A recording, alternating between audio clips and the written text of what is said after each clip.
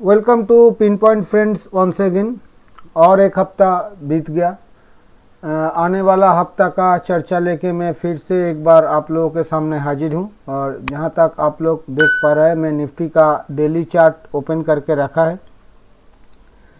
ज़्यादा कुछ एनालिसिस करने का है नहीं, क्योंकि पिछले हफ्ता निफ्टी जहाँ हम लोग एनालिसिस किया था उस वक्त निफ्टी था 14,867 और फिलहाल इस हफ्ता निफ्टी का क्लोजिंग आया 14,834। 30-35 पॉइंट का डिफरेंस है नेगेटिव क्लोजिंग पिछले हफ्ता से इस हफ्ता में देखने को मिला है। पिछले हफ्ता मंडे का दिन एक अनएक्सपेक्टेड डाउन मूव बाज़ार में देखने को मिला था, जो कि बिल्कुल एक्सपेक्टेड नहीं था। पर उसके बाद बाज़ार खुद को संभाल लिया और बाकी के चारों दिन आहिस्ता आहिस्ता ऊपर में आके उसी जगह पे बाज़ार क्लोज कर दिया जहाँ पे मंडे का ओपनिंग हुआ। उसी जगह पे लगभग क्लोजिंग भी देखने को मिल रहा है।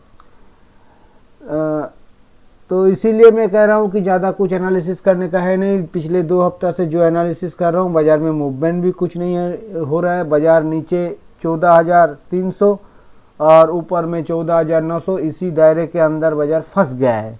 तो इसमें ज़्यादा कुछ एनालिसिस करने का नहीं है। इसी कारण तो भी मैं कोशिश करूंगा कि आने वाला हफ्ता के लिए क्या क्या पॉजिटिव, क्या क्या नेगेटिव, छोटा मोटा क्या क्या पॉइंट निकल रहा है वो आप लोगों के सामने रखने के लिए। पर आप लोगों को रिक्वेस्ट यही है, आप लोग वीडियो को लाइक और शेयर ज़रूर कीजिए, चैनल को सब्सक्राइब कीजिए। और फ्रेंड्स, जो लोग टेक्निकल एनालिसिस सही ढंग में सीखना चाहते हैं वो लोग मुझसे ज़रूर संपर्क करें। वीडियो के नीचे डिस्क्रिप्शन बॉक्स में मेरा कॉन्टैक्ट नंबर 9830336644 दिया हुआ है। व्हाट्सएप के जरिए या फ़ोन करके मुझसे संपर्क करिए। सिर्फ 6,000 रुपीज़ फीस के अगेंस्ट में मैं ये टेक्निकल एनालिसिस का कोर्स आप लोगों को सिखा रहा हूँ, जिसमें आप लोगों को बहुत कुछ सीखने को मिलेगा। आप लोग खुद इंडिपेंडेंट हो पाओगे मार्केट में काम करने के लिए। बेसिक टेक्निकल के साथ साथ option chain analysis, option strategies, trading platform, stock picking, बहुत सारे पॉइंट्स इसमें कवर किया जाएगा। तो आप लोग अगर चाहते हो तो आप लोग ज़रूर मुझसे संपर्क कीजिए। चलिए चलते हैं आने वाला हफ्ता का एनालिसिस के ऊपर। फ्रेंड्स, आने वाला हफ्ता में पॉजिटिव पॉइंट्स फिलहाल जो दिखाई दे रहा है, ज़्यादातर 90% पॉजिटिव पॉइंट ही दिखाई दे रहा है। जैसे कि देख पा रहा है short term trend line. Short term trend line friends, market short term trend line को मेंटेन कर रहा है और उसके ऊपर प्राइस है, तो ये एक पॉजिटिव पॉइंट है। मीडियम टर्म ट्रेंड लाइन अगर देखेंगे तो मीडियम टर्म ट्रेंड लाइन के ऊपर भी प्राइस है, मीडियम टर्म ट्रेंड लाइन से काफ़ी ऊपर प्राइस है और इस लाइन को मेंटेन किया जा रहा है, तो ये भी एक पॉजिटिव पॉइंट है। इसके साथ साथ अगर लॉन्ग टर्म ट्रेंड लाइन को देखिएगा तो लॉन्ग टर्म ट्रेंड लाइन भी जो 2020 मार्च में लो बना था 7511 और उसके बाद जो 24 सितंबर जो 10790 का लो बना था, वो 2 लो को कनेक्ट करके जो ट्रेंड लाइन आ रहा है उस ट्रेंड लाइन के भी ऊपर प्राइस मेंटेन कर रहा है, काफ़ी ऊपर मेंटेन कर रहा है। तो ये भी एक पॉजिटिव पॉइंट है। Short term, medium term, long term तीनों ट्रेंड लाइन के ऊपर प्राइस चल रहा है, तो ये एक अच्छा खासा पॉजिटिव पॉइंट है।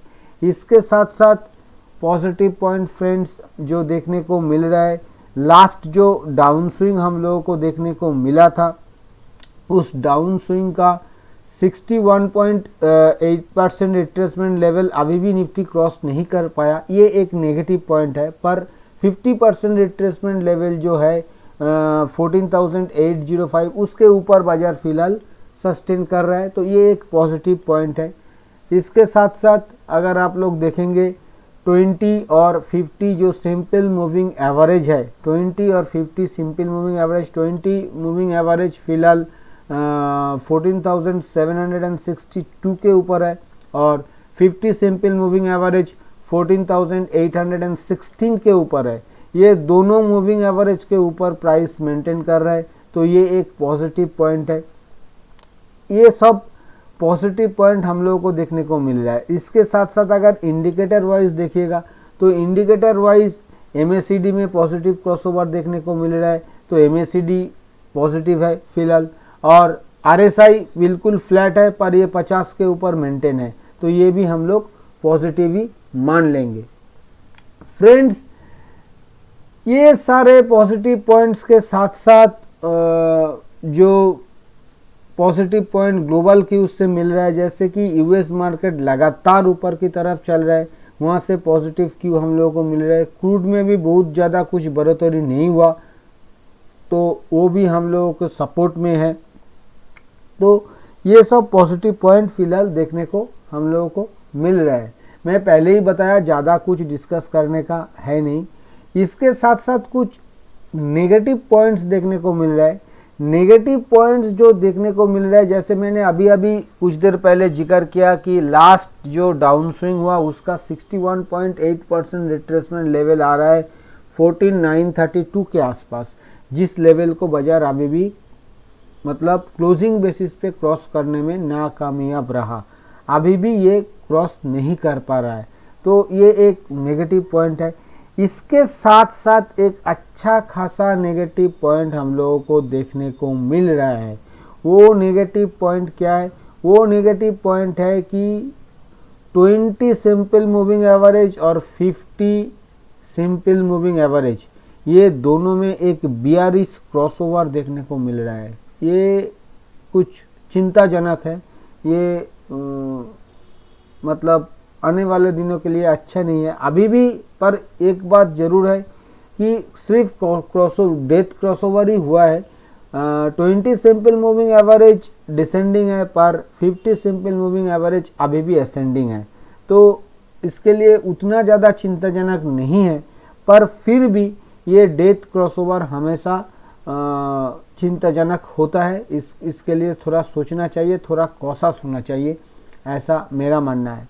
तो ये एक नेगेटिव पॉइंट है। साथ साथ अगर वीकली चार्ट अगर आप लोग देखेंगे तो वीकली चार्ट में एक डोजी जैसा पैटर्न बना है, एक इंडिसाइसिव पैटर्न देखना पड़ेगा आने वाला हफ्ता क्या इसका हाई बाजार काट रहा है या लो काट रहा है।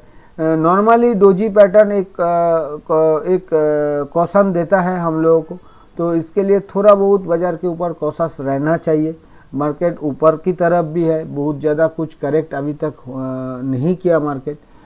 15,400 का टॉप है और 14,800 में ट्रेड कर रहा है, 3-4% ही नीचे है, बहुत ज़्यादा कुछ हुआ नहीं। तो इसलिए यहाँ पे डोजी बनना थोड़ा सा हमको लग रहा है कि थोड़ा सा कॉशस व्यू रखना चाहिए इसके कारण। साथ साथ अगर हाई लो का जिक्र किया जाए तो पिछला हफ्ता से इस हफ्ता का हाई ऊपर है, पर पिछला हफ्ता से इस हफ्ता का लो नीचे है।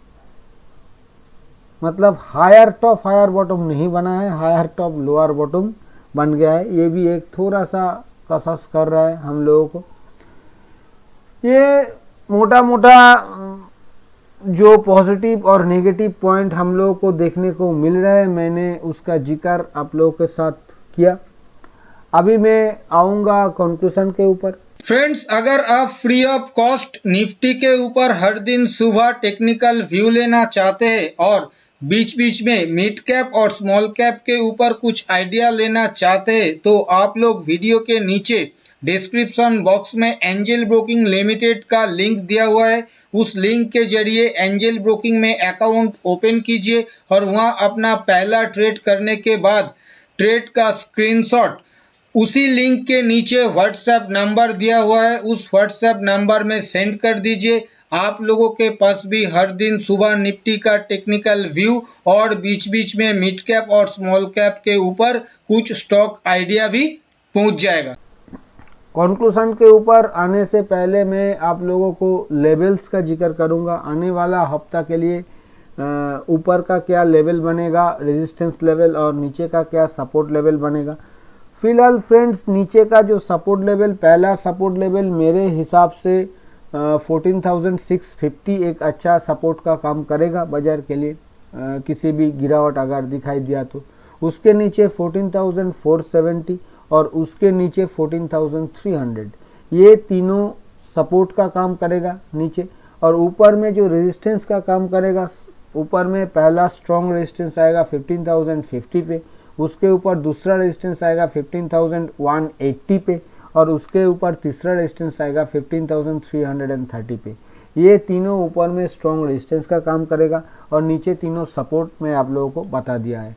स्ट्रैटेजी मेरे हिसाब से बाय ऑन डिप्स का ही रखना चाहिए, क्योंकि आप लोग देख पा रहे हैं बाजार जब भी नीचे की तरफ आ रहा है वहाँ से बाजार रिकवर हो रहा है।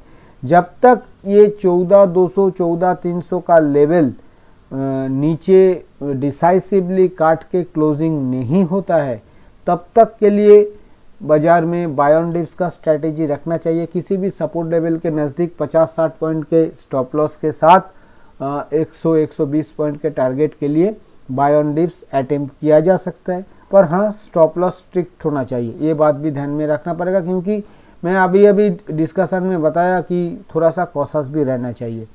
और जहाँ तक सेल ऑन राइज का सवाल है, सेल ऑन राइज फ्रेंड्स मेरे हिसाब से जब तक बाजार 15,200 के ऊपर डिसाइसिव क्लोजिंग नहीं होता है, रेजिस्टेंस लेवल के नज़दीक 50-60 पॉइंट के स्टॉप लॉस के साथ 100-120 पॉइंट के टारगेट के लिए सेल ऑन राइज भी अटेम्प्ट किया जा सकता है। पर देखना पड़ेगा कि बाजार जब उस तरफ ट्रेड कर रहा है उस वक्त बाजार का वॉल्यूम कितना है। बाजार अगर मोमेंटम वॉल्यूम के साथ उस जगह को चेस कर रहा है तब ये सेल ऑन राइज करना सही नहीं होगा।